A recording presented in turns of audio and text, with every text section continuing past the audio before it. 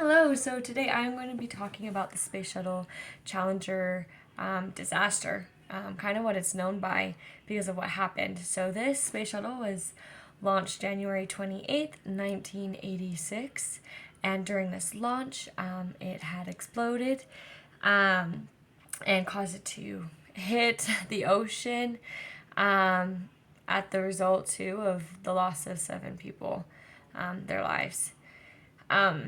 And so a lot of people think this could have been prevented. What could have NASA done? What measures were taken? Why did this happen? And there's a lot of things. Personally, I believe it could have been prevented. So NASA had been told several times, by their engineers that hey, there's some issues going on with the O-rings. We're concerned. Can we, stop the date? And NASA and the management just ignored this, right? And so the problem that we were really seeing was with the O-rings, right? And these O-rings is kind of what kept everything sealed, especially from the gases that would be released, these hot gases, which would cause an explosion.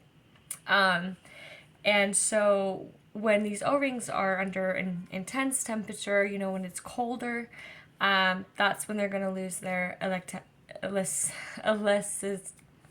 elasticity. Thank you. Elasticity, and which causes, the gases to seep through. And so because of this, it was very cold this day, obviously, and there was ice and all these different things that would, naturally tell someone that, hey, let's not launch. They were all ignored. And this launch had been pushed back again and again and again, which is probably why, the managers, NASA, was frustrated that this work kept getting pushed back. And so I think they were just kind of ignoring all these factors and just thinking, it's fine, we just need to launch, let's launch. And that's kind of exactly what happened. And one of the engineers, his name was Roger Boyce Jolly, and he had been one of the ones who was redesigning these O-rings, and he was also advocating like, hey, we need to, stop, like we need to push back the date, make sure everything's fine, make sure these are developed, all these things to make sure it didn't happen. And so honestly, I think he did all that he could because you can only tell a group of people, a person, so many times.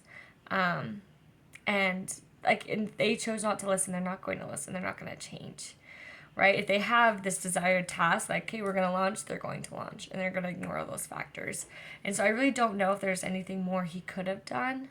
I mean, I guess maybe he could have gone publicly, things like that. But again, he probably didn't want to risk his reputation, A, or B, his job.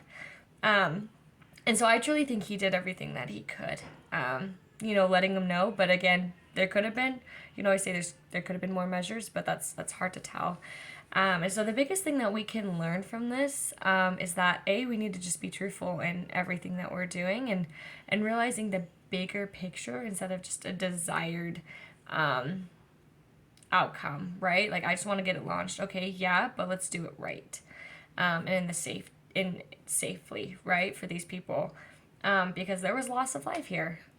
Loss of life that could have been prevented had there been safety measures, which is a big thing, making sure that there's safety in everything that you're doing, especially in a mission like this, right? Even if you think you've done it a lot of times, there's still repercussions. And so I think just learning to, realize that, yeah, I want to be loyal to my organization, but also I'm going to be loyal to my morals and being true. So there's a lot of things we can learn from this incident. And hopefully that's, like I said, to be truthful in all that we do.